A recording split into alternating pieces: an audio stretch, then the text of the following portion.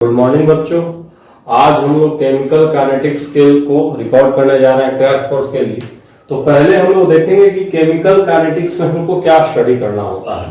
तो chemical kinetics जो होता है इसमें हम बेसिकली स्टडी करते हैं, है ना, रेट ऑफ रिएक्शन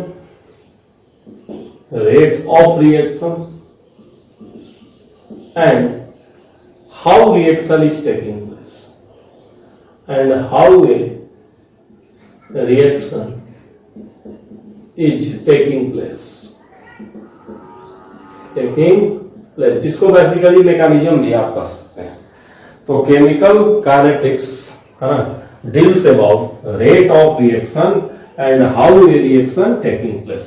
मतलब केमिकल काइनेटिक्स में हम पढ़ते हैं कि रेट ऑफ रिएक्शन मतलब रिएक्शन कितने तेजी से हो रहा है, स्लो हो रहा है, फास्ट हो रहा है, कितने टाइम में खत्म हो रहा है, कितना प्रोडक्ट बन रहा है, या उसमें हम डील करते हैं रिएक्शन कैसे हो रहा है, हाउ मतलब किस तरह से रिएक्शन हो रहा है वहां, समझ रहे हैं। मतलब कैटलिस्ट के हिसाब से रिएक्शन कैसे हो रहा है, टेम्परेचर चेंज करने पे कैसे हो रहा है, ठीक है, क्या क्या फैक्टर उसको अफेक्ट कर रहा है ना। तो हाउ एंड कितनी तेजी से हो रहा है, दोनों हम इसमें डिस्कस करते हैं, ठीक है। तो अब हम लोग का केमिकल काइनेटिक्स। सबसे पहले इस लोग डिस्कस करेंगे कि रेट ऑफ रिएक्शन क्या होता है, ठीक है ना। रेट ऑफ रिएक्शन होता क्या है। तो जो रेट ऑफ रिएक्शन जो हम डिफाइन करते हैं ROR, रेट ऑफ रिएक्शन को मैं ROR बोलूंगा, रेट ऑफ रिएक्शन इसको मैं ROR बोलूंगा। तो रेट ऑफ रिएक्शन हम लोग का होता है चेंज इन कंसंट्रेशन अपॉन में टाइम, चेंज इन कंसंट्रेशन बटे में टाइम। मतलब कितना कंसंट्रेशन में चेंज हुआ है, कितना रिएक्टेंट खत्म हुआ है, कितना प्रोडक्ट बना है गिवन टाइम में। मान लो 1 घंटा में अगर एक प्रोडक्ट बना है तो हम कहेंगे रेट 1 है। अगर 1 घंटा में 3 प्रोडक्ट बना है तो हम रेट कहेंगे 3 है। 1 घंटा में 3 रिएक्टेंट खत्म हुआ तब भी हम कहेंगे रेट 3 है, ठीक है। तो इस हिसाब से इसको हम डिफाइन करते हैं। तो अगर यहीं पर अगर इसकी यूनिट की बात की जाए, यूनिट ऑफ रेट की बात की जाए, रेट मतलब ROR, रेट ऑफ रिएक्शन। तो देखो कंसंट्रेशन का यूनिट क्या होता है, मोलारिटी, और टाइम का सेकंड, इसको मैं मोलारिटी पर सेकंड या मोल पर लीटर पर सेकंड भी बोल सकते हैं बच्चा। ACC है ये, ध्यान देना, ACC है ना। मोल पर लीटर पर सेकंड भी बोला जा सकता है या मोलारिटी पर सेकंड भी बोला जा सकता है। दोनों हम लोग का रेट ऑफ रिएक्शन हो, ठीक है। अब जो रेट ऑफ रिएक्शन उसको हम 2 तरीके से डिफाइन करते हैं, टू वे टू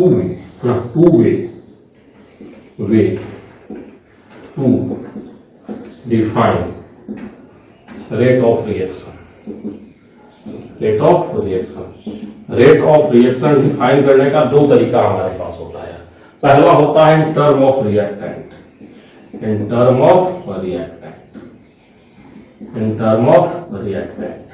रिएक्टेंट के टर्म में। अब देखो कभी भी एक रिएक्शन की तुम बात करो, ये सब मैं मिटा देता हूं, ठीक है ना। कभी भी कोई रिएक्शन की अगर तुम बात करोगे, कोई भी रिएक्शन की बात करोगे, तो किसी भी रिएक्शन में रिएक्टेंट टाइम के साथ क्या होता है, खत्म होता है। मान लो A से B बन रहा है, A शुरू में 10 है, A शुरू में 0 है, तो बाद में ये घटेगा ना, ये घट के 5 होगा, फिर ये बढ़ के 5 होगा, फिर ये धीरे धीरे घटते घटते क्या होगा, 0 हो जाएगा। तो रिएक्शन क्या होगा, खत्म हो जाएगा। तो टाइम के साथ रिएक्टेंट क्या होता है, घटता है, और प्रोडक्ट क्या होता है, बढ़ता है। पर 0 है मतलब है ही नहीं प्रोडक्ट, धीरे धीरे बढ़ेगा, धीरे धीरे घटेगा, मतलब रिएक्टेंट खत्म होगा, प्रोडक्ट बढ़ेगा। तो जब हम टर्म ऑफ रिएक्टेंट में बात करेंगे तो हम इसको हम डिफाइन करते हैं रेट ऑफ डिसअपीयरेंस,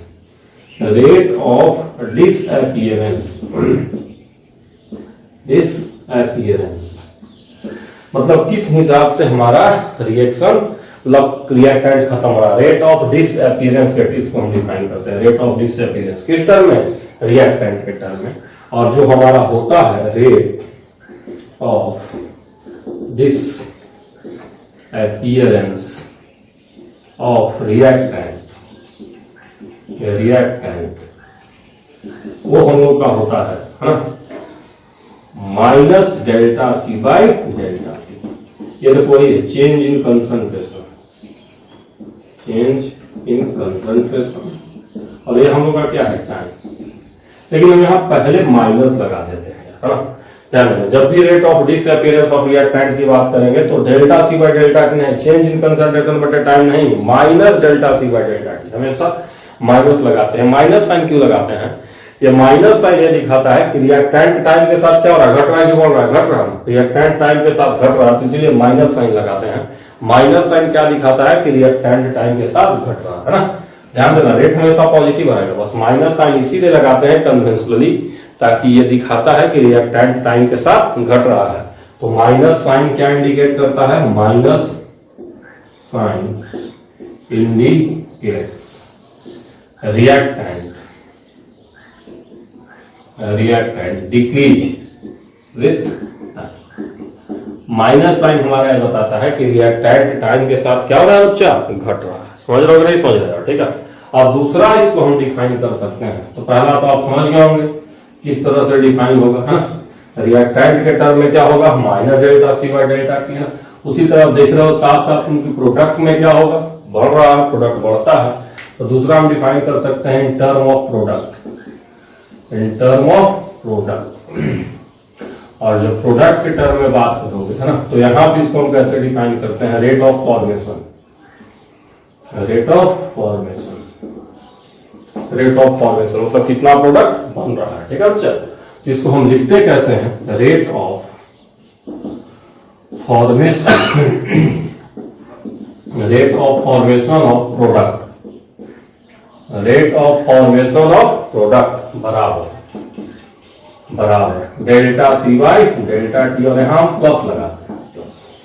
अब ये लोग पूछना प्लस क्यों लगा रहे हैं? रिएक्टेंट में माइनस लगाते हैं कि तो टाइम के साथ घट रहा है, तो प्रोडक्ट में ऑब्वियसली हम प्लस लगाते हैं क्योंकि प्रोडक्ट टाइम के साथ बढ़ता है। तो plus minus is for convention, reactant में माइनस और प्रोडक्ट में प्लस। समझ गया कि नहीं समझ गया? तो दो तरीके से हम रेट ऑफ रिएक्शन को डिफाइन कर सकते हैं। रिएक्टेंट के टर्म में रेट ऑफ डिसअपीयरेंस, प्रोडक्ट के टर्म में रेट ऑफ फॉर्मेशन। ठीक है बच्चे, अब मैं इसको मिटा दे रहा हूं, अब मैं इसको मिटा दे रहा हूं। ठीक है, अब हम लोग समझ गए रेट को कैसे डिफाइन किया जाएगा, रिएक्शन को। हाँ, अब एक रिएक्शन की हम लोग बात कर लेते हैं। बेसिकली हम लोग एक रिएक्शन की बात कर लेते हैं। जैसे मान लो मैंने एक रिएक्शन लिखा है N2 प्लस 3H2 बराबर 2NH3।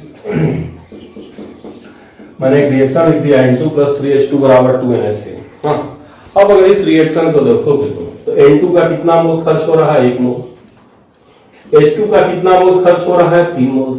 और उसी टाइम पर अमोनिया का कितना मोल बन रहा है? 2 मोल। समझो बात को, N2 का कितना मोल खर्च हो रहा है? 1 मोल। H2 का कितना मोल खर्च हो रहा है? 3 मोल। और अमोनिया का कितना बन रहा है? 2 मोल, है ना, एक ही टाइम पे ना।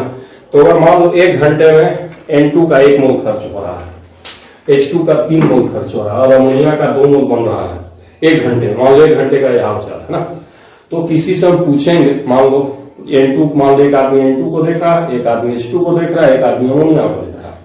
तो N2 वाले से पूछेंगे भाई कहो क्या रेट है तुम्हारा? तो कहेगा सर 1 घंटा में 1 मोल खर्च हुआ हमारा। तुम्हारा रेट 1 घंटा में 1 मोल, तो ये 1 हुआ रेट। H2 वाले के पास जाएंगे, हाँ भाई बताओ हाइड्रोजन का क्या हाल चाल है? तो कहेगा सर हमारा 3 मोल खर्च हुआ 1 घंटे में, हमारा 3 है रेट। अमोनिया वाला कहेगा कि अरे हमारा सर 2 मोल ही बना है ना, तो रेट 2 मोल हुआ। तो रेट क्या कहोगे रिएक्शन का? 1 कहोगे कि 3 कहोगे कि 2 कहोगे, है ना, या 1 2 3 कह दोगे, है ना। एक भी सही है, N2 वाला भी सही है बता रहे हैं उसका खर्च हुआ 1 घंटे में, H2 वाला भी सही है बता रहा है 3 का खर्च हुआ है, अमोनिया भी सही है बता रहा है कि 2 बना है। तो आखिर हम कैसे कहेंगे रेट, कहेंगे किसको? तो उसके लिए कहा यह जाता है कि हमेशा रेट ऑफ रिएक्शन को हम 1 मोल के रिस्पेक्ट में डिफाइन करते हैं। कैसे डिफाइन करते हैं? 1। और उसके लिए 1 में कैसे आएगा? जब सबको कोफिशिएंट से भाग दे देंगे। हाँ, जैसे देखिए एक बार में कितना नाइट्रोजन खर्च हो रहा है? 1, तो कोफिशिएंट जो है 1 से भाग दे दीजिए। हाइड्रोजन एक बार में कितना खर्च हो रहा है? 3, तो जो भी है इसको कोफिशिएंट से भाग दे दीजिए। अमोनिया एक बार में कितना खर्च हो रहा है? 2, तो सबको कोफिशिएंट से भाग दे दीजिए। हाइड्रोजन 3 खर्च हो रहा है, 3 से भाग देंगे तो हाइड्रोजन कितना खर्च होगा? 1 ही ना खर्च होगा। तो हम करते क्या है, सबको स्टोइकोमेट्रिक कोफिशिएंट से भाग दे देते हैं। इससे फायदा क्या होगा? अब N2 का भी कितना हो जाएगा? 1। हाइड्रोजन 3 खर्च हो रहा था लेकिन बटे 3 कर दिए तो हाइड्रोजन में कितना खर्च होगा? 1। अमोनिया 2 बन रहा था लेकिन बटे 2 कर दिए तो अमोनिया भी कितना बनेगा? 1 ही बनेगा। तो रेट ऑफ रिएक्शन हमेशा 1 मोल के हिसाब से डिफाइन करते हैं। Rate of reaction always defined, always defined with respect to 1 mole of reactant, 1 mole of reactant and product. एक मोल ऑफ रिएक्टेंट और प्रोडक्ट के हिसाब से क्या करते हैं, डिफाइन करते हैं।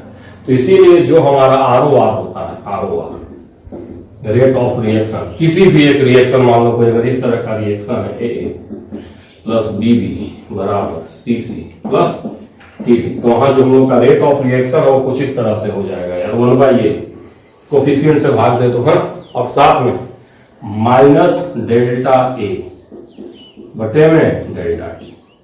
अभी बताना माइनस क्यों लगा रहा है, पहले बता चुका हूँ, स्टोइकोमेट्रिक कोफिशिएंट इसीलिए भाग दिए हैं, तो उससे भाग देंगे तो 1 हो जाएगा। समझ रहा हूँ, नहीं समझ रहे, हाँ, कोफिशिएंट भाग देंगे तो सब 1 हो जाएगा। अब इसका A मोल खर्च रहा बटे 1 कर दिए, बट A कर दिए तो इसका 1 मोल खर्च होगा।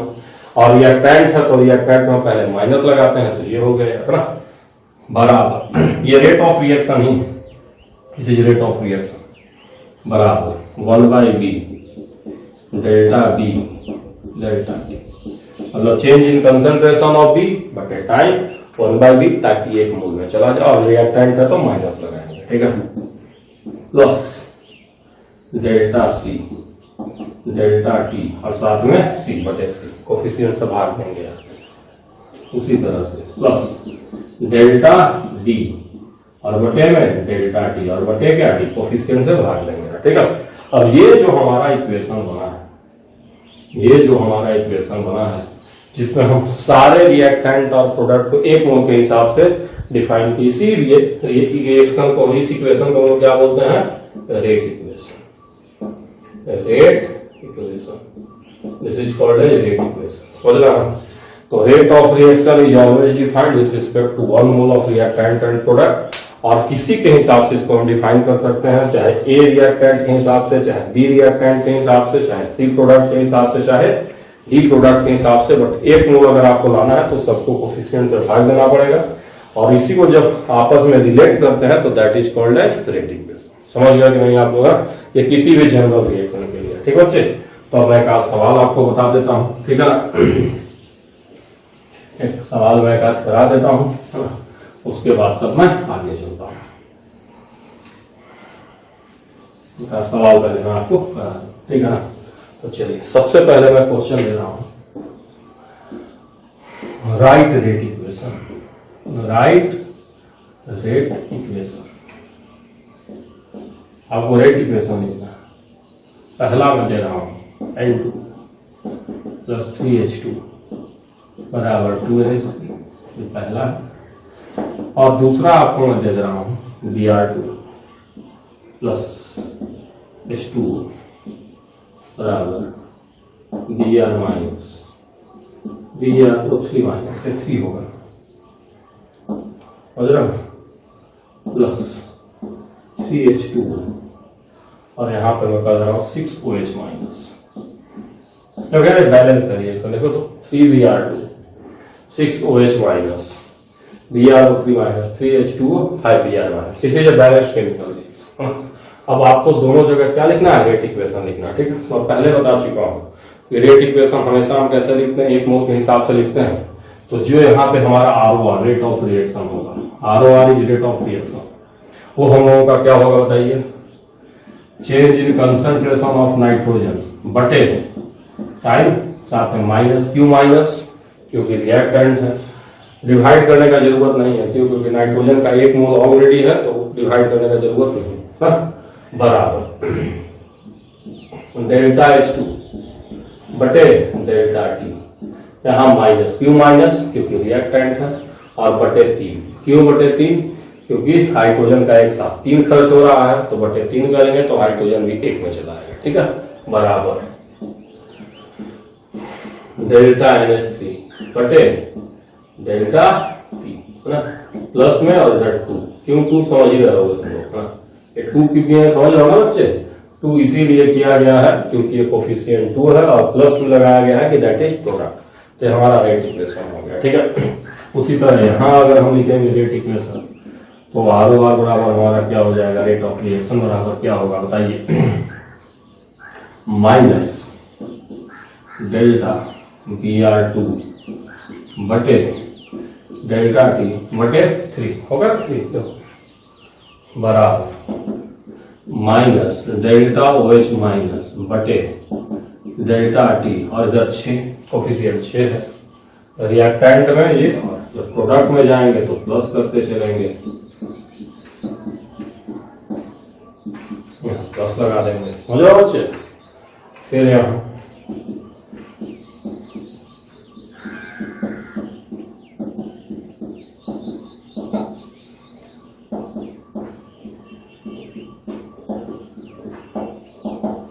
पूरा मैं लिख दिया हूं। हमको नहीं लग रहा किसी बच्चे को कहीं दिक्कत होना चाहिए। रिएक्टेंट में माइनस होता है, प्रोडक्ट में क्या होता है, प्लस में होता है। बहुत आसान है। अब आप लोग समझ गए होंगे कि रेट इक्वेशन को किस तरह से लिखा जाता है। ठीक है बच्चा, अब मैं इसको मिटा दे रहा हूँ। आप लोग को रेट इक्वेशन लिखना आ गया है, ऐसे हम लोग लिखते हैं। अब इसमें हम कुछ क्वेश्चंस कर लेते हैं, लेकिन क्वेश्चंस करने के पहले मैं आपको कुछ चीज बता दूं, उसके बाद तब मैं कुछ क्वेश्चंस में जाऊंगा। तो मैं आपको पहले बता दूं unit of rate, unit of rate में कुछ बात कर लूं, उसके बाद तब मैं चलूंगा। Unit of rate, unit of rate, unit of rate की बात करें तो हम पहले बता चुके हैं कि जो रेट होता है दैट इज हमारा क्या होता है, कंसंट्रेशन बटे टाइम, या इसको हम कह सकते थे मोल, लीटर की पावर -1, सेकेंड की पावर -1, ये तो हमारा होता ही होता है। ठीक है, अब अगर हम पीवी इक्वल टू एनआरटी पे चले, पीवी बराबर एनआरटी पे चले, है ना, तो ये आपको क्लियरली, अच्छा कंसंट्रेशन हमारा क्या होता है सबको पता है। कंसंट्रेशन हमारा क्या होता है, मोल और बटे में, तो क्लियरली कंसंट्रेशन किसके डायरेक्टली प्रोपोर्शनल होगा, mole. Concentration directly proportional to mole. So rate also expressed in mole per second। तो देखो कंसंट्रेशन मोल के प्रोपोर्शनल है, मतलब जो हालचाल कंसंट्रेशन का वही हालचाल मोल का प्रोपोर्शनल है। तो अगर हम कहीं हम कंसंट्रेशन बटे टाइम कर रहे हैं तो मोल बटे टाइम भी कर सकते हैं, या मोल पर सेकंड में भी एक्सप्रेस कर सकते हैं। अब ये तो हो गया कि मोल पर सेकंड में। पीवी इक्वल टू एनआरटी में अगर चलोगे, यहां से क्लियरली तुमको दिख रहा है कि मोल, ये मोल होता है, मोल प्रोपोर्शनल टू प्रेशर, और साथ में आपको ये भी दिख रहा है कि मोल प्रोपोर्शनल टू वॉल्यूम, ये भी दिख रहा है ना। तो अगर मोल में हम एक्सप्रेस कर सकते हैं तो मोल किसके प्रोपोर्शनल है, प्रेशर का। तो इसका मतलब हम इसको एटीएम पर सेकेंड में भी एक्सप्रेस कर सकते हैं रेट को। देखो रेट है ये, ध्यान देना, अगर प्रोपोर्शनल है तो रेट की बात हो रही, ये भी रेट है, यूनिट ऑफ रेट ये भी हो जाएगा हमारा, है, क्योंकि मोल किसके प्रोपोर्शनल है, प्रेशर को। और प्रेशर को इन जनरल हम किसमें मेजर करते हैं, एटीएम में, तो एटीएम पर सेकंड भी हो जाएगा। अच्छा, मोल वॉल्यूम का भी प्रोपोर्शनल है, तो इसको हम कैसे एक्सप्रेस कर सकते हैं, लीटर पर सेकंड में भी एक्सप्रेस किया जा सकता है। तो मिला जुला के रेट को हम कैसे कैसे एक्सप्रेस कर सकते हैं, ध्यान रखिएगा। एटीएम पर सेकंड में एक्सप्रेस कर सकते हैं, लीटर पर सेकंड में एक्सप्रेस कर सकते हैं, मोल पर सेकंड में एक्सप्रेस कर सकते हैं, या मोल पर लीटर पर सेकंड। ये तो हमारा स्टैंडर्ड यूनिट है ही, ये तो है ही, है ना, यही हमारा स्टैंडर्ड है। बट ऐसे भी किया जा सकता है, ये और 3 यूनिट में एक्सप्रेस किया जा सकता है। तो आप ध्यान रखेंगे कि रेट को कैसे कैसे हम एक्सप्रेस कर सकते हैं। तो मोल पर सेकेंड, एटीएम पर सेकेंड, लीटर पर सेकेंड में भी एक्सप्रेस कर सकते हैं। क्यों कर सकते हैं मैंने आपको समझा दिया, इसलिए मैंने आपको समझा दिया कि अगर आपको ध्यान नहीं रहेगा और एग्जाम में क्वेश्चन आ जाएगा तो आप गलत करके चले जाएंगे। ठीक है, तो मैं सोच रहा हूं कि रेट इक्वेशन पे आपको 2-3 सिंपल सवाल करा दूं, फिर तब मैं आगे चलूंगा। ठीक है, तो हम लोग रेट इक्वेशन पे कुछ सवाल कर लेते हैं। तो मैं क्वेश्चन यहां लिख रहा हूं, if rate of disappearance of N2 is 3 mole per liter per second, find। पहला आपको बताना है ROR, रेट ऑफ रिएक्शन। दूसरा बताना है rate of formation of NH3 मतलब अमोनिया। अब तीसरा आपको बताना है रेट ऑफ अपीयरेंस ऑफ, ठीक है, और रिएक्शन आपको ये दिया हुआ है, रिएक्शन इज गिवन, ठीक है। तो आपको ये सब बताना है, rate of reaction, rate of formation और rate of disappearance of H2 बताना है। ये रिएक्शन दिया हुआ है, साथ में rate of disappearance of N2 भी दिया हुआ है ना। Rate of disappearance of N2 का मतलब हुआ कितना नाइट्रोजन खत्म हो रहा है। Rate of disappearance of N2 का है ना मतलब हुआ कितना नाइट्रोजन खत्म हो रहा है। तो इसको हम कर सकते हैं, जो हम लंबा लिखे हैं rate of disappearance of N2, इसको हम एक लाइन में क्या कर सकते हैं, डेल्टा N2 है ना, डेल्टा माइनस में यही होता है रेट ऑफ डिसअपीयरेंस, मतलब कितना नाइट्रोजन कितने टाइम में खर्च हो रहा है। माइनस क्यों लगाएंगे, क्योंकि रिएक्ट टाइम, और यही आपका कितना दिया हुआ है, 3 दिया हुआ है, यही गिवन है, दिस इज गिवन, ये दिया हुआ है, ठीक है। अब हम लोग चलते हैं बारी बारी से। तो सबसे पहले हम बात करते हैं सॉल्यूशन में, चलते हैं ROR की बात करते हैं, रेट ऑफ रिएक्शन। तो ROR N2 के टर्म में क्या हो जाएगा, minus delta N2 by delta T. और अच्छी बात है कि ये 3 दिया हुआ है, तो पहला पार्ट तो हो गया 3 मोल लीटर की पावर -1 और सेकंड की पावर -1, पहला विकेट डाउन, पहला निकल गया हमारा ROR डायरेक्ट। अब दूसरा हम लोग को क्या निकालना है, rate of formation of ammonia, second है ना। तो ये पहला हमने बना लिया। अब आप मुझे बताइए कि rate of formation of ammonia होगा क्या। तो रेट ऑफ फॉर्मेशन जो हमारा होगा, रेट ऑफ फॉर्मेशन होगा, वो होगा क्या बेसिकली अमोनिया का, तो हो जाएगा डेल्टा NH3 बटे में डेल्टा टी प्लस में, है ना, होगा डेल्टा NH3 बटे में डेल्टा टी प्लस में। रेट ऑफ फॉर्मेशन क्या होता है, कितना प्रोडक्ट खत्म हो रहा है गिवन टाइम, सॉरी बन रहा है, तो ये change in concentration of ammonia बटे टाइम, यही रेट ऑफ फॉर्मेशन होगा, है ना। ये हमको पता करना है। अब ये पता कैसे चलेगा, तो हम रेट इक्वेशन के पास चलेंगे। कहाँ चलेंगे, रेट इक्वेशन के पास चलेंगे। इसको मिटा देना हम लोग, ठीक है। तो हम लोग कैसे पता लगाएंगे, हम लोग रेट इक्वेशन के पास चलेंगे। तो अगर आप रेट इक्वेशन लिखेंगे तो आप जानते होंगे कि जो हमारा ROR है, रेट ऑफ रिएक्शन, उसको हम कैसे लिख सकते हैं, डेल्टा N2 डेल्टा टी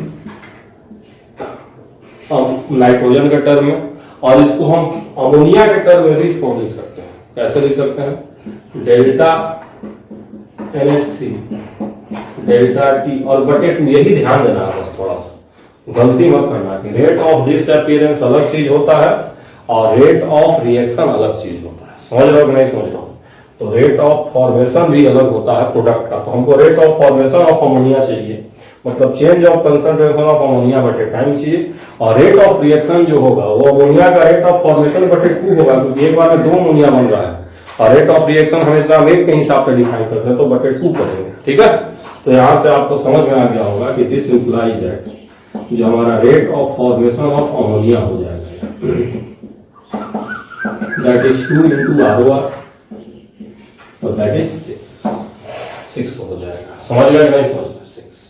तो ये हम लोग का कौन सा पार्ट आ गया, दूसरा पार्ट भी आ गया, ठीक है। उसी तरह अगर हम लोग तीसरा पार्ट को सोल्व करें, थर्ड पार्ट यहीं पे सोल्व करें, तो थर्ड पार्ट में हम लोग को पहले इसको मिटा देते हैं।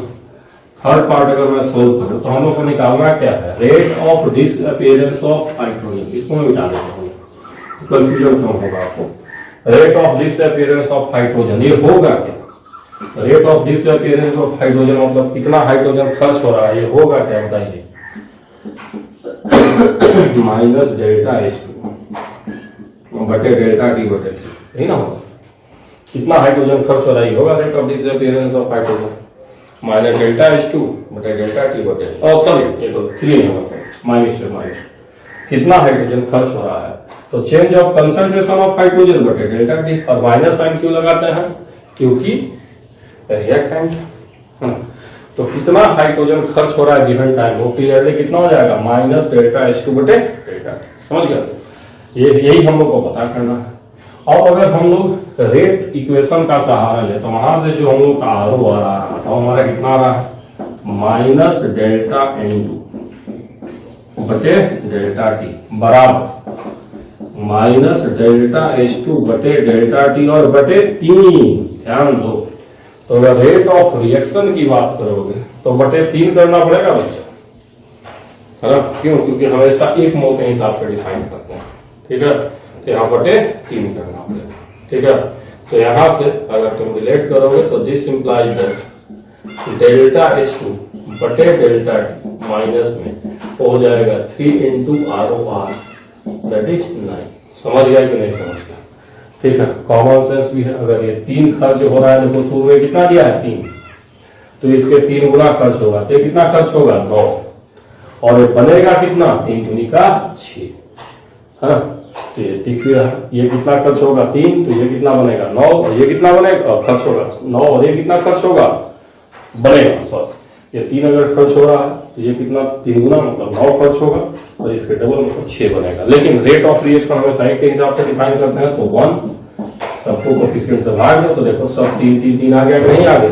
तो रेट ऑफ रिएक्शन की बात करेंगे तो सब बराबर आएगा, लेकिन rate of formation of reactant and rate of formation of product अलग अलग हो सकता है। समझ गया नहीं समझ गया, है ना? इसी के लिए मैंने सवाल करवाया था।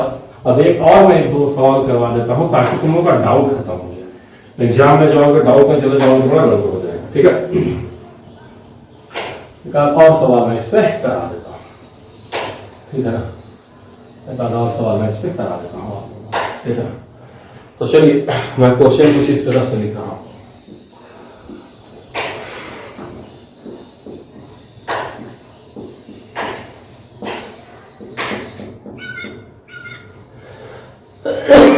दोनों के दोनों हमारे गैस है,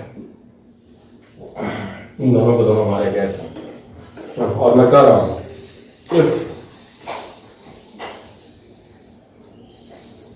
rate of formation of NO2 is 20 ATM per second. If rate of formation of NO2 is 20 ATM per second, find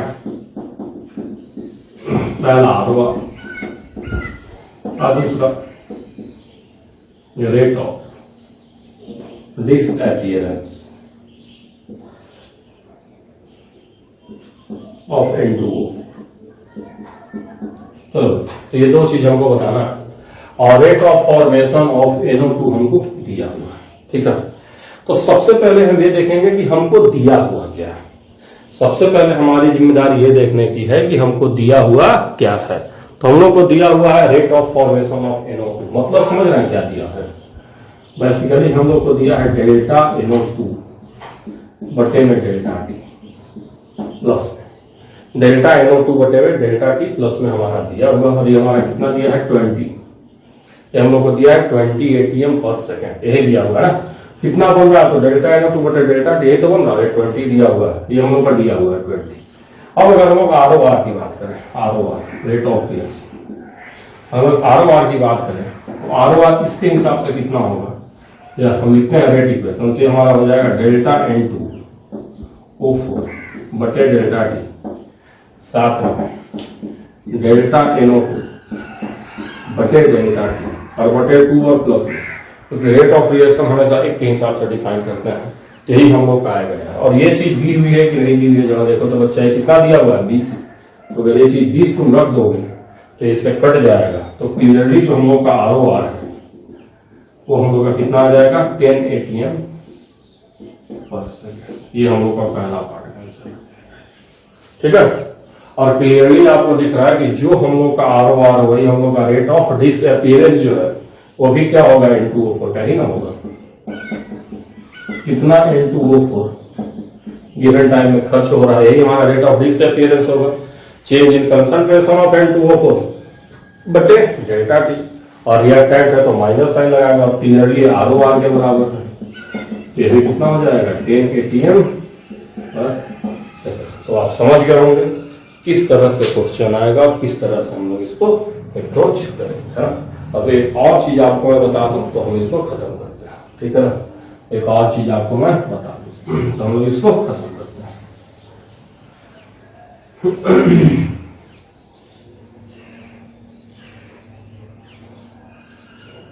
ठीक है, एक और चीज आपको बता दूं तब मैं इसको खत्म, ठीक है? तो आपको और मैं आगे क्या बताने जा रहा हूँ, एक क्वेश्चन और मैं आपको बताने जा रहा हूँ। मैं लिख रहा हूँ SO2 2SO2 प्लस O2 बराबर SO3 2SO3 गैस, सब गैस है, ये सब गैस। और मैं यहां दे रहा हूं if rate of disappearance of O2 is 64 gram per second. Find the rate of formation of SO3 in gram per second. ग्राम पर सेकेंड, ग्राम पर सेकेंड, ये आपको बताना है। फाइंड आपको बताना है rate of formation of SO3 और rate of disappearance of O2 आपको दे रखा है ग्राम पर सेकेंड। तो बेसिकली आपको दिया हुआ क्या है, जब इसको हम सॉल्यूशन करने जाएंगे तो हम देखते हैं हमको क्या दिया हुआ है, क्या पूछ रहा है। लेकिन बेसिकली आपको दिया हुआ क्या है, रेट ऑफ डिसअपीयरेंस, तो डेल्टा O2 बटे डेल्टा टी, मतलब चेंज इन O2 बटे डेल्टा टी, यही हमारा दिया है 64 ग्राम पर सेकंड। अच्छा, आपको बताना क्या है, रेट ऑफ फॉर्मेशन, ठीक है, कितना हमारा बनना, यही हम लोग को बताना है। This is our question mark, यही हम लोग को बताना है। अब कुछ लोगों को मन में आ रहा होगा कहते चलो ये तो है एक लाइन का, हम लिख देते हैं ROR, तो रेट ऑफ रिएक्शन बराबर हम कहेंगे तो डेल्टा O2 बटे डेल्टा टी माइनस में और बटे 1, चाहो तो 1 लिखो तो छोड़ ही सकते हो, कोफिशिएंट 1 है, और बराबर डेल्टा SO3 बटे डेल्टा टी और यहाँ 2 प्लस 2 होगा बटे 2। तो यहाँ से अच्छा इसकी वैल्यू हमको पता ही कितना, ये जो हमारा है रेट ऑफ, है ना, rate of disappearance of O2 हमारा दिया हुआ 64, और हमको रेट ऑफ फॉर्मेशन चाहिए, रेट ऑफ फॉर्मेशन चाहिए तो हम सीधे इसको इधर गुना कर देते हैं, तो प्लस डेल्टा SO3 बटे डेल्टा टी हमारा क्या आ जाएगा 2 × 64 आना चाहिए, और ये तुरंत गलत हो जाएगा। तो आप सोच रहे हैं गलती कैसे हो गई है, रेट ऑफ रिएक्शन के हिसाब से ऐसे लिखा ही जा सकता है, और मैंने कुछ गलती तो ऐसा किया नहीं, तो कहाँ गलती आखिर हो गई, क्यों ऐसे नहीं होगा। ठीक है, देखो गलती ये है कि जो यूनिट पे ध्यान दे रहा है, यूनिट पे ध्यान दे रहा है, यूनिट पे ध्यान, यूनिट ग्राम पर सेकंड है। मैंने कहा है क्या कि रेट को ग्राम पर सेकंड में आप लिख सकते हैं, नहीं, रेट को आप मोल पर सेकंड में लिख सकते हैं, ATM में लिख सकते हैं, लीटर में लिख सकते हैं, ग्राम में नहीं लिख सकते हैं, तो ये गलत है। तो सबसे पहले इसको जो है आप मोल में चेंज कर दीजिए। ये ग्राम ऑफ O2 है, तो O2 का मोलर मास कितना होता है 32, ये हो जाएगा मोल पर सेकंड, तो दैट इज हो जाएगा 2 मोल पर सेकंड। ये आपका एक्चुअली में rate of disappearance of O2 हुआ 2 मोल पर सेकंड।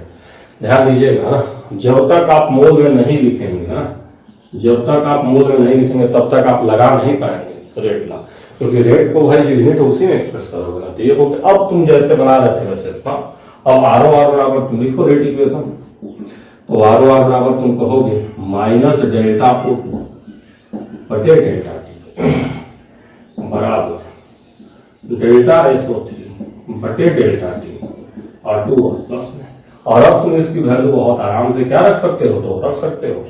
तो यहां से जो तुम्हारा आ जाएगा डेल्टा SO3 बटे डेल्टा टी प्लस में, यही हम लोग का रेट ऑफ फॉर्मेशन हो गया। ये गुना होगा कितना आ जाएगा 4 मोल पर सेकंड आएगा। ध्यान दीजिएगा 4 मोल पर सेकंड आएगा, समझ रहे नहीं समझ रहे, 4 मोल। आपको किसमें निकालना है, ग्राम में, आपको ग्राम पर सेकंड में चाहिए, क्या है 4 मोल, एक कितना हो जाएगा 4 इंटू मोलर मास कितना होता है 80, मोलर मास कितना होता है 80, तो देखो कितना आंसर है 4 इंटू 80, समझ लो 320, कितना आंसर है 320, और वहां से तुम निकाले तो कितना आ गया था तुम्हारा 128, तो गलत था, ये सही। ठीक है, तो ध्यान देना, अगर ग्राम में रहेगा तो कैसे अप्रोच करेंगे, आया हुआ है, और ये अक्सर एग्जाम में आता है तो बच्चे गलती करके चले जाते हैं। अगर ग्राम या केजी में दिया है तो पहले उसको मोल में चेंज करोगे, फिर मोल में चेंज करने के बाद क्या करोगे, ग्राम निकालोगे। ठीक है बच्चे, ये मैंने पढ़ा दिया आप लोगों को। मैं आगे आपको पढ़ाने जा रहा हूं rate law, rate law, rate law, rate law. अब ये रेट लॉ क्या कहता है कि कोई भी रिएक्शन की बात करो, जैसे मान लो हम कोई रिएक्शन लिखते हैं ए से, मान लो मैं बना रहा हूं बीबी, तो सिंपल रिएक्शन लिख रहा हूं, कुछ कोफिशिएंट है और वहां कुछ बी बन रहा है, तुम ए प्लस बीबी से सीसी भी बना सकते थे, मैंने सिंपल रिएक्शन लिखा है। और मान लेते हैं कि यहाँ कैटलिस्ट है, C is a catalyst.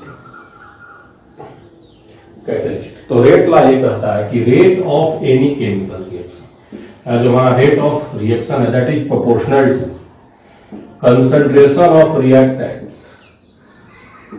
concentration of product and concentration of catalyst power raised to some term, और ये जो टर्म है इनको हम लोग बोलते हैं order of reaction, order of reaction. इसको हम ऐसे कर सकते हैं आर ओ आर बराबर कि ए की पावर एक्स, बी की पावर वाई, सी की पावर जेड। इसका मतलब ये हुआ, अगर लैंग्वेज में हम कहेंगे तो rate of any reaction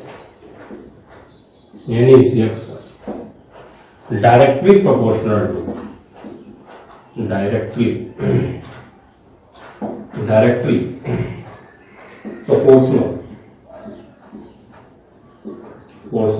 to concentration of reactant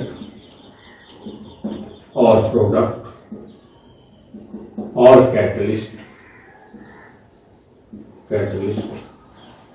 and power raised to some term and power raised to some term and power raised to some term।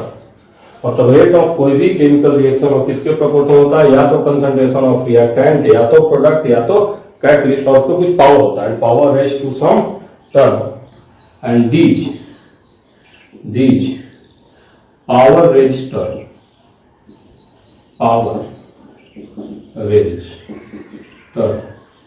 Are called as order of reaction.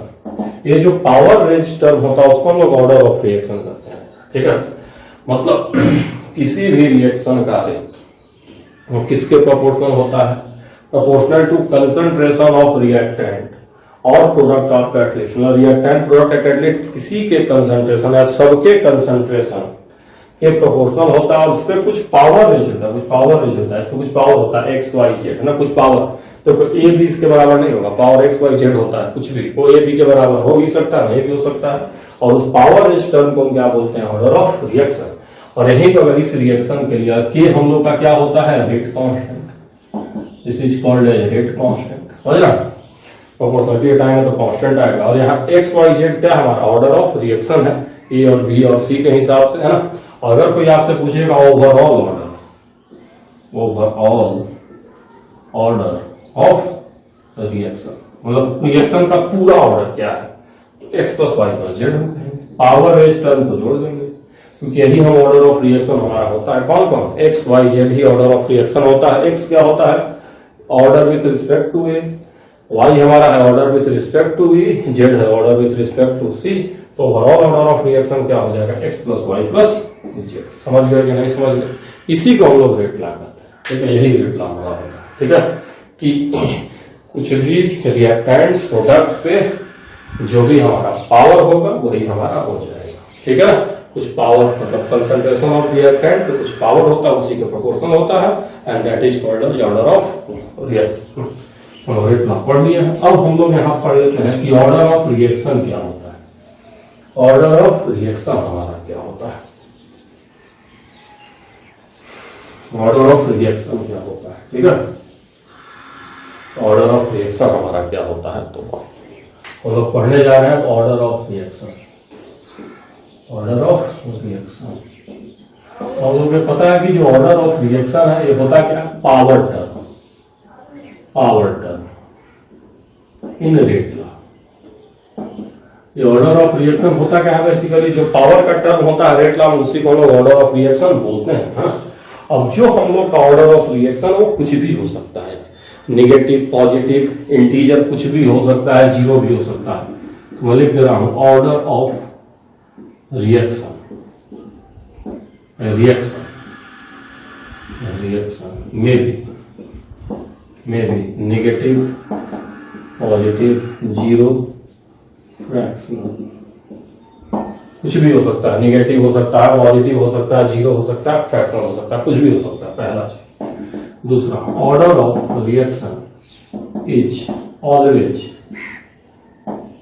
Determined by experiment. Order of reaction को हमेशा जो हम कैसे निकालते हैं, experiment से ही निकालते हैं। Order of reaction is always determined by experiment. कोई डायरेक्ट तरीका नहीं है ऑर्डर ऑफ रिएक्शन निकालने का। कभी भी हम ऑर्डर ऑफ रिएक्शन निकालेंगे तो डायरेक्ट एक्सपेरिमेंट से निकालेंगे, ठीक है। फिर तीसरा टर्म जो हम लोग को ध्यान रखना है ना, हम लोग एक और इसे पढ़ना है, एलिमेंट्री रिएक्शन हम लोग को ध्यान देना है, जो आपके एग्जाम में आता है। एलिमेंट्री रिएक्शन, एलिमेंट्री रिएक्शन को हम लोग वन स्टेप रिएक्शन भी बोलते हैं, वन स्टेप रिएक्शन या सिंपल रिएक्शन, सिंपल रिएक्शन। अब जो एलिमेंट्री रिएक्शन होता है, यहां पे जो होता है, इसके लिए आपको ध्यान रखना है कि order is equals to stoichiometric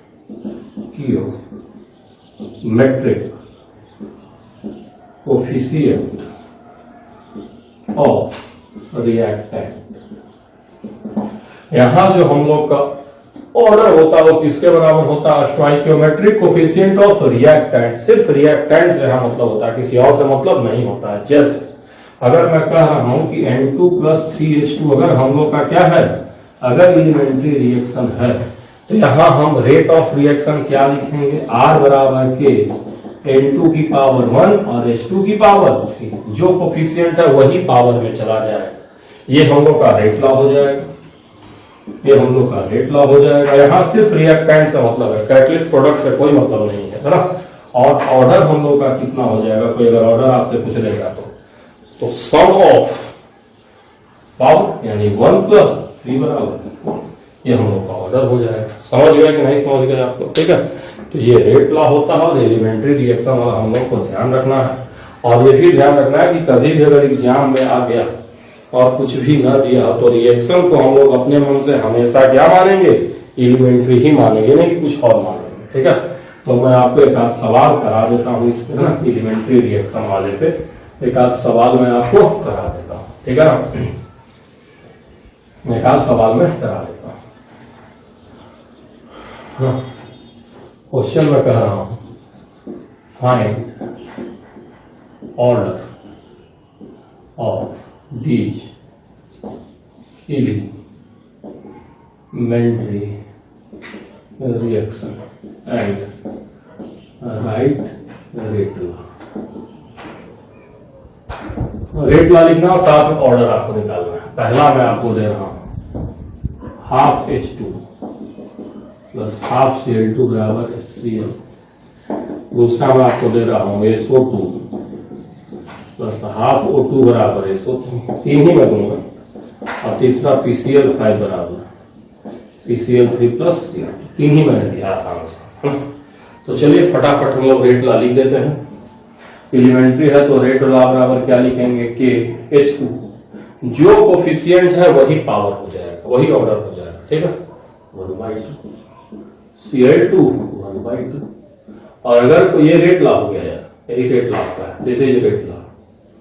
और अगर कोई ऑर्डर पूछेगा तो दोनों पावर को जोड़ दीजिए, तो 1/2 + 1/2 बराबर 1। समझ रहे हैं, नहीं समझ रहे। उसी तरह अगर यहाँ कोई कहेगा तो आप क्या लिखेंगे, रेट R का रेट ऑफ रिएक्शन, R बराबर के SO2 पावर 1।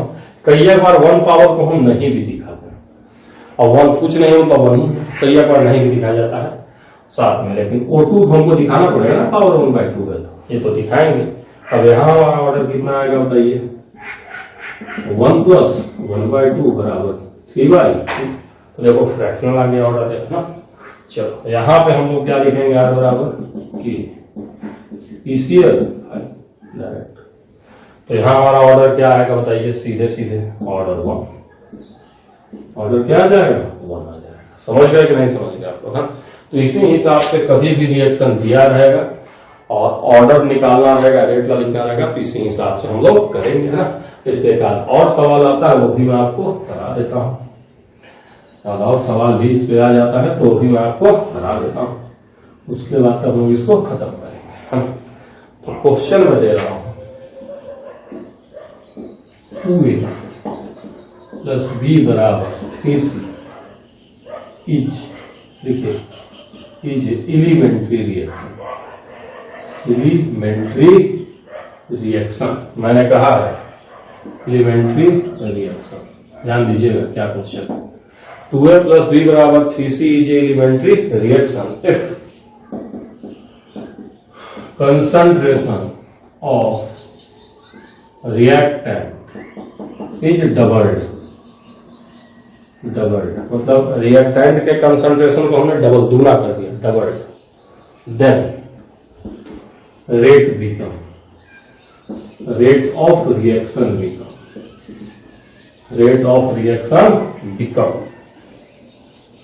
समझ रहा क्या बोल रहा है? Then rate of reaction become, rate reaction का रेट कितना हो जाएगा, पहला डबल, दूसरा 8 टाइम्स, तीसरा 4 टाइम्स, चौथा नो चेंज। मतलब रेट ऑफ रिएक्शन सेम रहेगा, कोई चेंज नहीं होगा। ठीक है, तो इस तरह के सवाल दिए जाते हैं, तो हम लोग देखिए इसको कैसे हम लोग अप्रोच करेंगे। ठीक है ना, एकदम एक लाइन का है, कैसे अप्रोच करेंगे आपको मैं बता रहा हूं। तो सबसे पहले हम क्या लिखेंगे, R बराबर A स्क्वायर B। ये कैसा रिएक्शन है, एलिमेंट्री रिएक्शन है। तो अगर एलिमेंट्री रिएक्शन है तो यही ना लिखा जाएगा भाई, रेट ला, यही ना रेट ला लिखा जाएगा, जो कोफिशिएंट वही माथे पे चला जाएगा। अब हम क्या कर रहे हैं, डबल कर दिए, double. If reactant is double, if concentration of reactant double, तो आर डैश जो बाद वाला रेट हमारा हो जाएगा, आर डैश वो हमारा डबल हो जाएगा। सब ए को 2a कर दो यार, और बी को भी क्या कर दो, 2b कर दो, यहाँ स्क्वायर कर दो। अब डबल करोगे तो दुगना कर दिया, तो आर डैश क्या आ जाएगा, ये। अब यहाँ से करोगे तो देखो 8 आएगा, क्या 8a स्क्वायर b आएगा कि नहीं आएगा।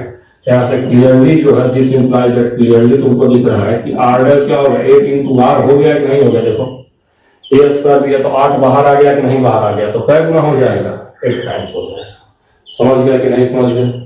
तो सारे बच्चे आप लोग क्लियरली समझ गए होंगे, इस तरह से ये होता है। समझ ना, ये बहुत ही आसान है और इसी तरह से क्या होता है, अप्रोच किया जाता है। ठीक है ना, तो हम लोग समझ गए होंगे कि रेट ला क्या होता है और किस तरह से उसको हम लोग अप्रोच करते हैं। ठीक है,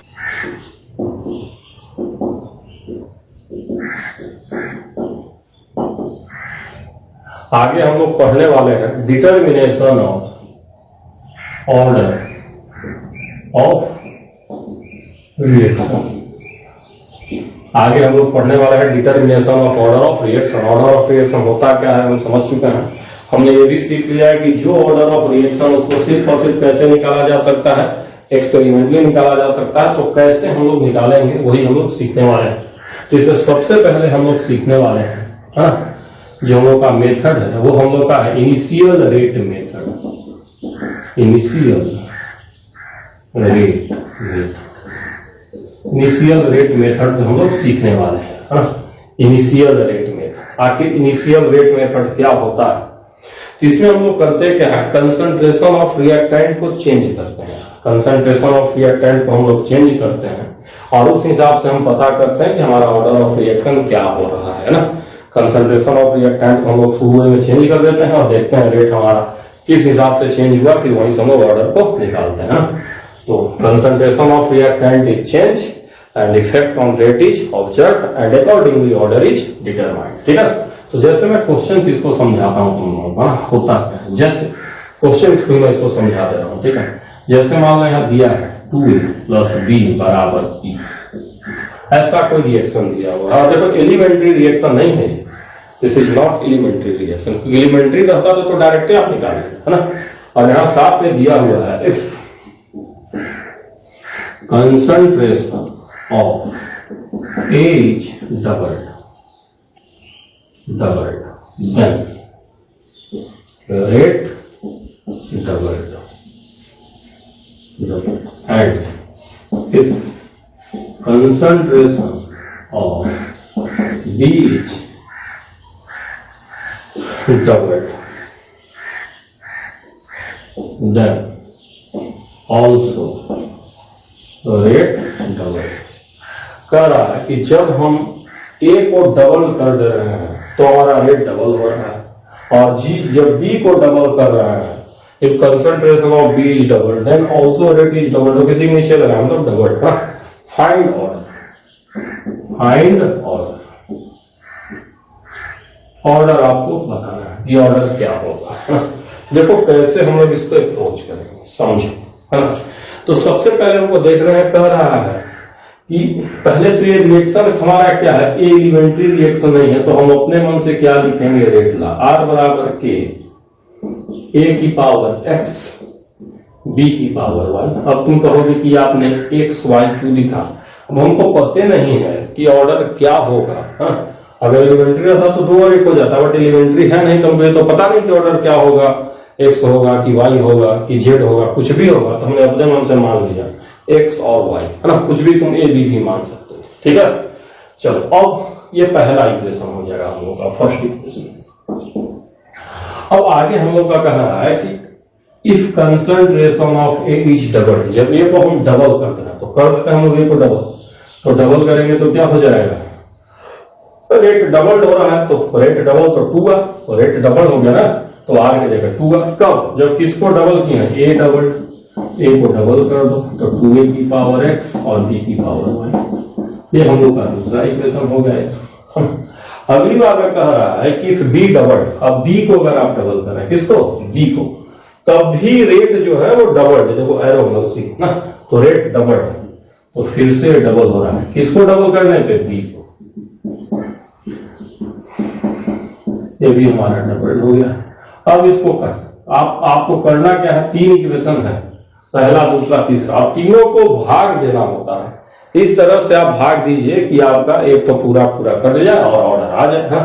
तो सबसे पहले हम पहला दूसरा को भाग देते, देखो कौन से, ब्लैक पेन से भाग देते हैं, पहला दूसरा भाग देंगे तो पूरा कट जाएगा, ये भी कट जाएगा, ये भी कट जाएगा, ये भी कट जाएगा, ये कट जाएगा। इधर 1 से जब 1/2 कटेगा तो बचेगा क्या, हाँ? पहला दूसरा को भाग देकर मैं इधर लिख रहा हूं दिस इंप्लाइज दैट। अभी क्वेश्चन को अच्छे से बताऊंगा ऐसा सवाल को, एक बार डायरेक्ट बता दे रहा हूं, ये 1/2 आ जाएगा, आएगा नहीं आएगा, के कट गया, बी भी साथ होगा, लेकिन इधर तो ए कटेगा, लेकिन 1/2 की पावर x तो बचा रहेगा ना, देखो 1/2 की पावर x बचा रहेगा। अब यहाँ x को कंपेयर कर लो बच्चे, इधर 1/2 इधर 1/2 की पावर x, तो दिस इंप्लाइज दैट x की वैल्यू क्या आ जाएगी, 1। एक विकेट डाउन, एक विकेट क्या हो गया, डाउन हो गया, ठीक है। अब देखिए ये तो हम लोग का हो गया है, ठीक है। अब हम लोग ऐसा करते हैं कि फिर से पहला तीसरा को भाग दे लेते हैं। हमने x निकाल दिया, x हमारा 1 आ गया। अब दूसरे कलर से मैं यूज कर रहा हूं ताकि आपको समझाने में आसानी हो जाए। अब हम पहला तीसरा को यूज कर रहे हैं, पहला और तीसरा, पहला तीसरा को भाग दे रहे हैं। अब पहला तीसरा को भाग दीजिए तो r से r कटेगा, k से k कटेगा, x से x पूरा कट जाएगा, by से by कटेगा, 2 बचा रह जाएगा। समझना नहीं समझना, पहला तीसरा को हम डिवाइड कर रहे हैं, इसलिए मैंने ग्रीन कलर यूज किया ताकि आप समझ जाए। पहला तीसरा को भाग दे रहे हैं तो फिर से क्या बचेगा बताइए, 1/2 बचेगा, 1/2 बराबर k कट ही जाएगा, a पूरा कट जाएगा, इधर क्या बचेगा, 1/2 की पावर y। तो दिस इंप्लाइज दैट कंपेयर करेंगे तो यहाँ भी कुछ नहीं है, तो पावर 1, तो y बराबर 1। तो यहाँ ऑर्डर क्या आ जाएगा बताइए, ऑर्डर क्लियरली आपका x plus Y that is 1 + 1 बराबर 2। तो अगर किसी ने आपसे पूछा ये कौन से ऑर्डर का रिएक्शन है, तो आप क्या नाम लेंगे कि कौन से ऑर्डर का रिएक्शन है, this is second order reaction. ये कौन से ऑर्डर का रिएक्शन है, तो this is second order reaction. समझ रहे हैं कि नहीं आप लोग, है ना। तो इसी तरह से करना होता है और इसी को हम लोग इनिशियल रेट मेथड बोलते हैं। तो यहाँ हमारे पास कुछ डाटा होता है और उसी डाटा को हम लोग क्या करते हैं, अपने हिसाब से यूज करते हैं। जिसको मैं मिटा दे रहा हूँ, ठीक है ना। अब आप समझ गए होंगे किस तरह से हमको इसको अप्रोच करना होता है यार, ठीक है ना। तो इनिशियल रेट मेथड में आपके पास कुछ डाटा होता है, उसी हिसाब से इसको हम लोग अप्रोच करते हैं। तो अब इस पे मैं सोच रहा हूँ, एक सवाल आपको मैं करा दूं इनिशियल रेट मेथड पे डिटरमिनेशन ऑफ ऑर्डर कैसे किया जाता है, एक आध सवाल आपको मैं इस पे बता दूं, फिर हम लोग आगे चलेंगे, ठीक है ना। 2-3 सवाल में इस पे आते हैं, 2-3 सवाल में बता, ठीक है। तो चलिए मैं क्वेश्चन दे रहा हूं, मैं ये लिखा हूं 2a प्लस बी बराबर पी, 2a प्लस 1/2 बी बराबर पी, कुछ लिखो, कुछ फर्क पड़ेगा नहीं, है ना। अब लिख रहा हूं इफ a is doubled,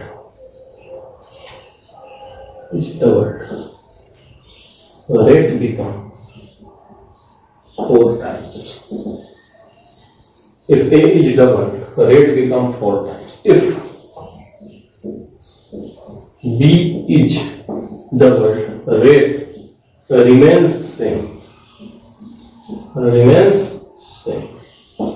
देखो भाई, जब हमने a को डबल किया तो रेट हमारा ये हो गया, b को डबल किया तो रेट हमारा सेम रह गया।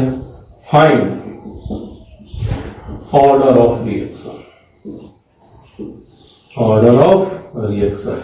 देखो यार, अभी जो मैंने आपको पहले बताया था दैट इज एग्जांपल, वो समझाए थे, अब इसको हम लोग सोल्व करेंगे, ठीक है। तो सबसे पहले बात यह है, मैं आपको बार बार कह रहा हूं कि हमें नहीं पता है कि एलिमेंट्री रिएक्शन, अगर एलिमेंट्री रहता तो हम डायरेक्ट टर्म से लिख देते एक लाइन में और खत्म हो जाता। हमें नहीं पता है ऑर्डर, हम अपने मन से पहले लिखेंगे क्या, रेट ला, आर बराबर के ए की पावर एक्स और बी की पावर वाई। देखो ये जो 2 है या 1/2 है कोफिशिएंट क्या है, उससे कोई मतलब नहीं है, कोई मतलब नहीं। अपने मन से मान लेंगे कि एक के हिसाब से ऑर्डर एक्स है, एक के हिसाब से ऑर्डर वाई। ये हम लोग का पहला इक्वेशन है, बिल्कुल फर्स्ट इक्वेशन, ये तो हम हमेशा बनाएंगे, ठीक है।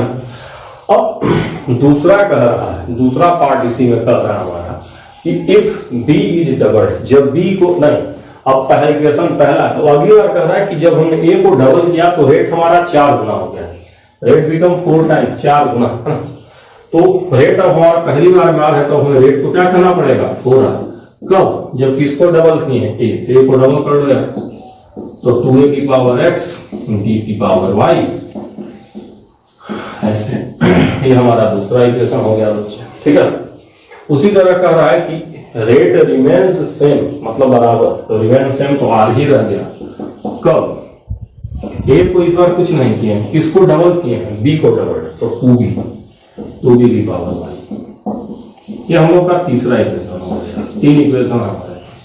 अब सबसे पहले हम पहला भागा दूसरा करते हैं, पहला भागा दूसरा, पहले को दूसरे से डिवाइड कर देते हैं और फिर हम लोग देखते हैं कि दिस इंप्लाइज दैट हम लोग का क्या आ रहा है। तो पहला दूसरा को पहले भाग दिया तो देखो बी तो पूरा गया, ए गया, आर आ गया, तो इधर क्या बचेगा यार, 1/4 बराबर, इधर क्या बचेगा यार, ये भी कट जाएगा, ये भी कट जाएगा, लेकिन 2 तो बचा रहेगा ना, 1/2 की पावर क्या रहेगा, x। अब अगर इधर 1/2 है तो इधर भी 1/2 लेकर आओ, तभी ना कंपेयर करोगे। इसको 1/4 को हम क्या लिख सकते हैं, 1/2 की पावर 2 और बराबर 1/2 की पावर x। अब 1/4 को 1/2 की पावर 2 लिख सकते हैं ना, अब यहाँ से कंपेयर कर लो यार, और दिस इंप्लाइज दैट x बराबर क्या हो जाएगा, 2x आ गया बच्चा, ठीक है। तो हमने एक को कर लिया। अब तुम पहला तीसरा को भाग दे दो यार, पहला और तीसरा को भाग दे देते हैं बच्चे, पहला तीसरा।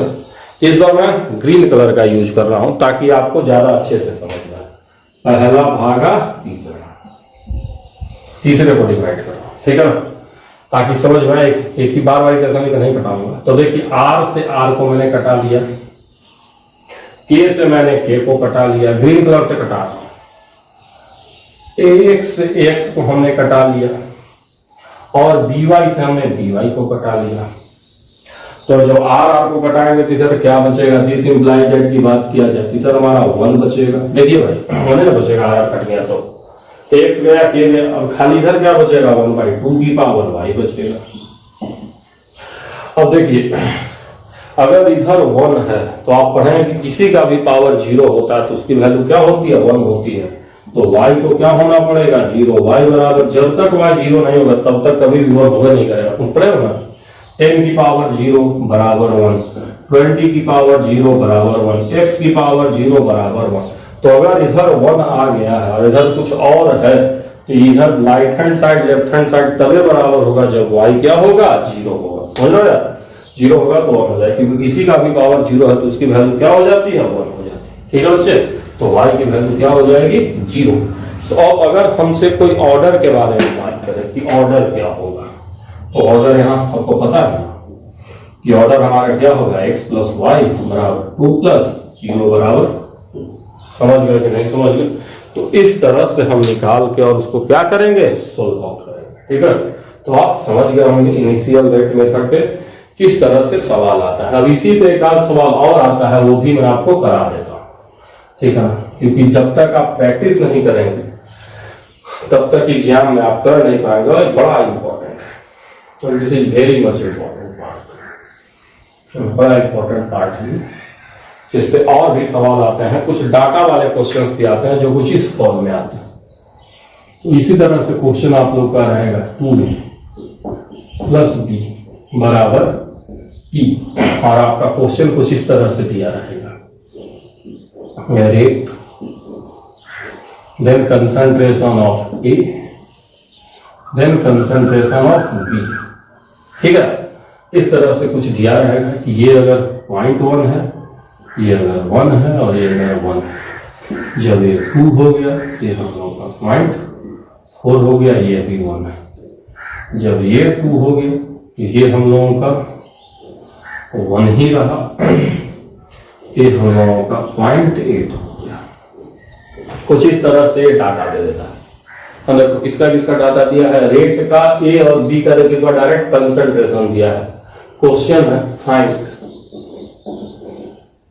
वैल्यू ऑफ रेट कांस्टेंट के की वैल्यू बतानी है, रेट कांस्टेंट के की वैल्यू बतानी है।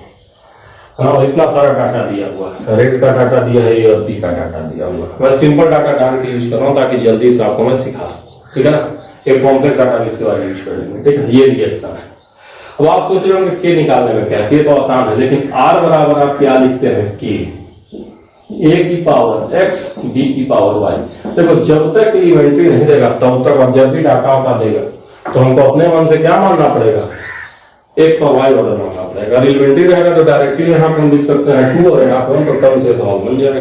अब जब तक ऑर्डर नहीं पता चलेगा, देखो ए की वैल्यू पता है, बी की वैल्यू नहीं पता है, आर भी पता है, लेकिन जब तक एक्स वाई नहीं पता चलेगा तब तक के कहां से पता चलेगा, नहीं पता चलेगा। तो पहले हमें ऑर्डर निकालना पड़ेगा, फिर हम के निकाल पाएंगे। ठीक है, तो चलो रेट की वैल्यू उठा के रख देते हैं। तो 0.1 बराबर की 1 की पावर x 1 की पावर y। दिस इज पहला इक्वेशन। हाँ, सीधे इक्वेशन हम देख देख के बना रहे हैं। और फिर अब दूसरा इक्वेशन यहीं से बना लेते हैं, रेट 0.4 2 की पावर x 1 की पावर y। ये हम लोग का दूसरा इक्वेशन हो गया यार। अब हम लोग तीसरा इक्वेशन बना लेते हैं। तो रेट कितना है 0.8, कब, जब ये तो 1 है, लेकिन ये वाला क्या हो गया 2 की पावर y हो गया। ये हम लोग का तीसरा इक्वेशन बन गया यार। अब कुछ नहीं करना है, मैं पहले कह रहा हूँ इक्वेशन लिखने के बाद आपको भाग देना होता है। तो सबसे पहले आप पहला भागा आप क्या कर लीजिए दूसरा, जिस इम्प्लाई दैट मैं इधर ही डायरेक्ट लिखूंगा, पहला भागा दूसरा। तो ये साफ, ये भी साफ, ये बचेगा, ये कटेगा, तो क्या बचेगा, ये 1/4 पॉइंट कट जाएगा ना। 1/2 की पावर x, इसी को कंपेयर करोगे तो 1/2 की पावर 2 1/2 की पावर x। तो दिस इम्प्लाई दैट x बराबर क्या आ जाएगा 2, कंपेयर करने पे एक हो गया 1/4 बचेगा। हाँ, अब अलग कलर का पेन ले लेते हैं। हाँ, अलग कलर का ले लेते हैं और हम सोल्व कर देते हैं अगला, पहला भागा तीसरा, पहला भागा तीसरा कर देते हैं। हाँ, पहला और तीसरा को डिवाइड कर देते हैं, अलग कलर यूज कर रहा हूँ। तो चलो भाग देते हैं ऐसे ऐसे ऐसे ऐसे ऐसे ऐसे।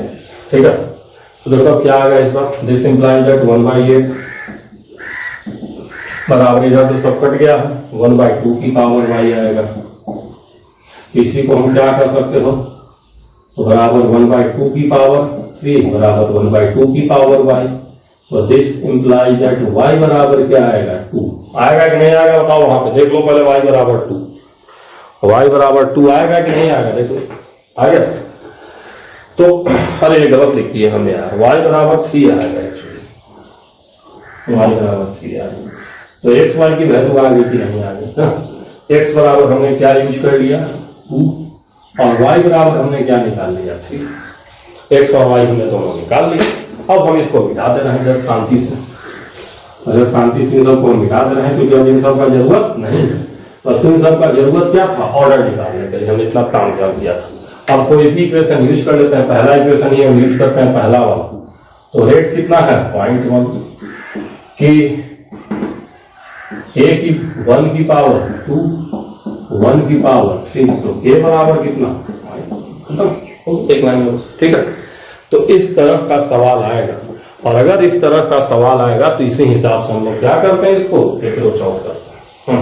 यही तरीका है इस क्वेश्चन को अप्रोच करने, ठीक है बच्चे। इसको मैं मिटा देता हूं और एक और सवाल मैं सोच रहा हूं आप लोगों को करा दूं, एग्जाम में आया हुआ, ठीक है, एग्जाम में आया हुआ है।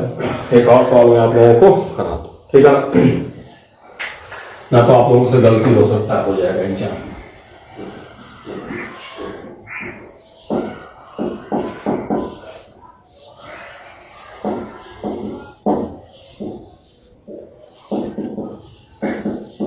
ये एक रिएक्शन है, कोई क्वेश्चन है यहाँ पे, ये रिएक्शन हम लोगों का हो रहा है, दिस इज आवर रिएक्शन। और मैं डाटा कुछ इस तरह से दिया, रेट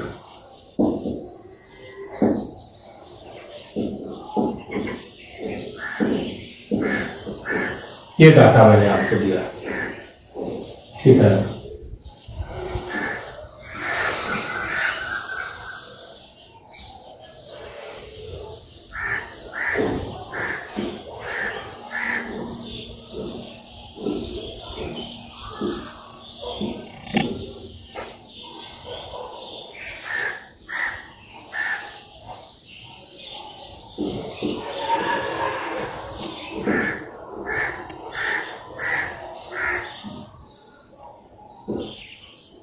ठीक है बच्चे, तो देखो यही हम लोगों का डाटा है।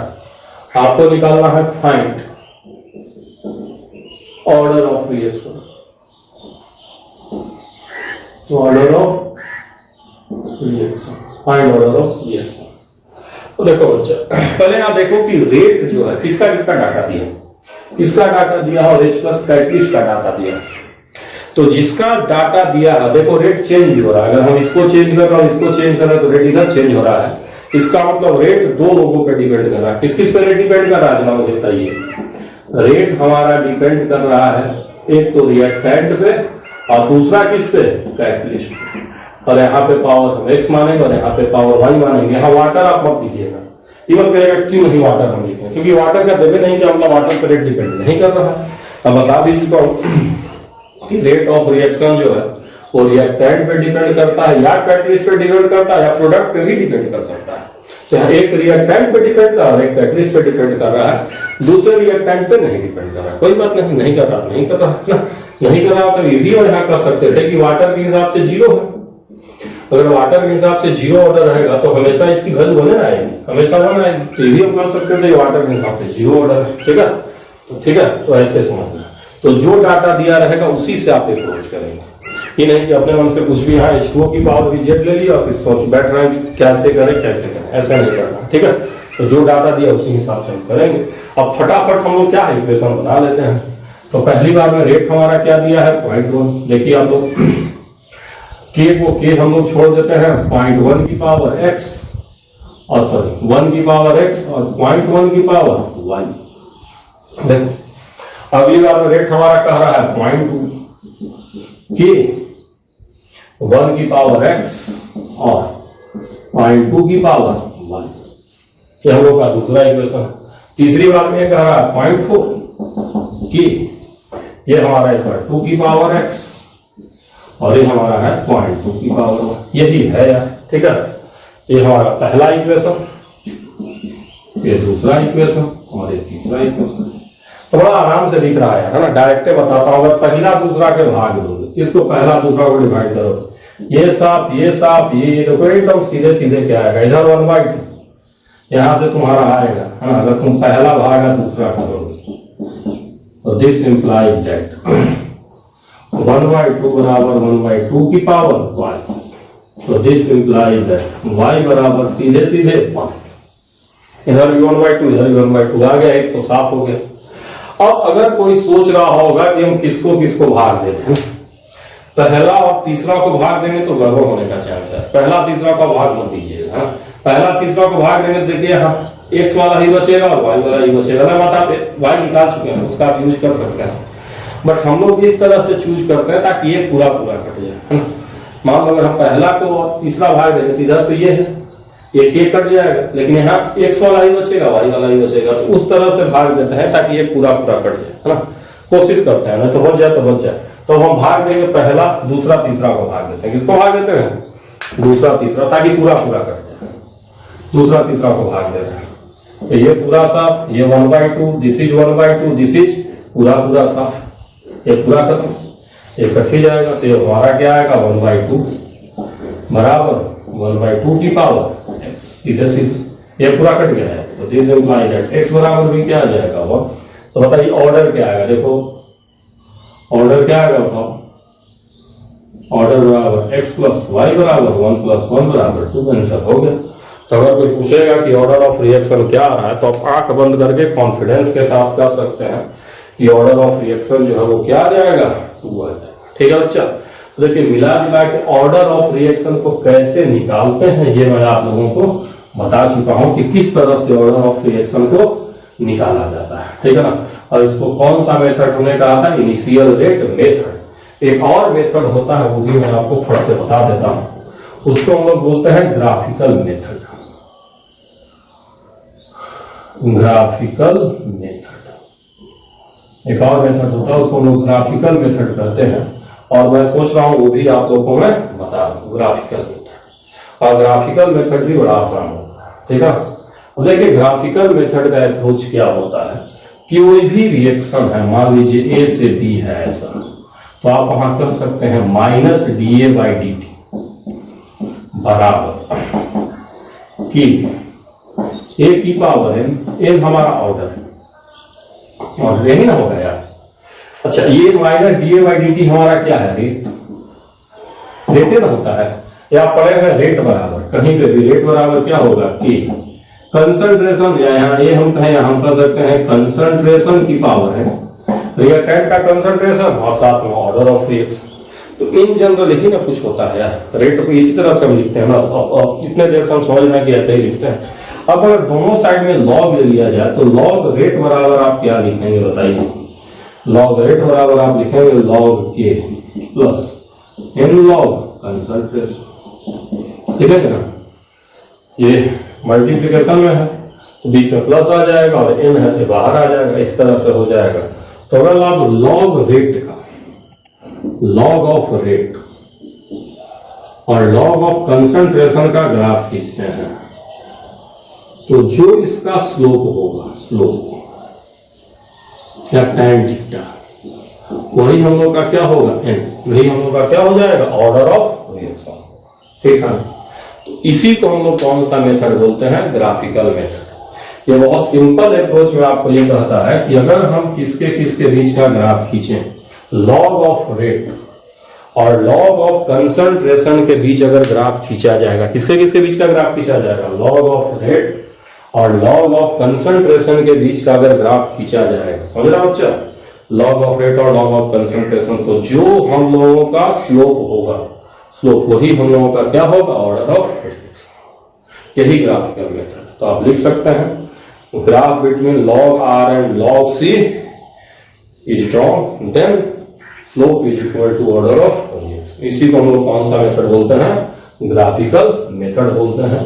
तो देखिए मैंने आप लोगों को कैसे कैसे हम लोग निकालते हैं ऑर्डर ऑफ रिएक्शन, वो मैंने कवर कर दिया है। किस तरह से ऑर्डर ऑफ रिएक्शन को निकाला जाता है वो मैंने कवर कर दिया है। ऑर्डर ऑफ रिएक्शन क्या होता है, रेट लॉ क्या होता है। अब अगले लेक्चर में आगे हम लोग क्या करें,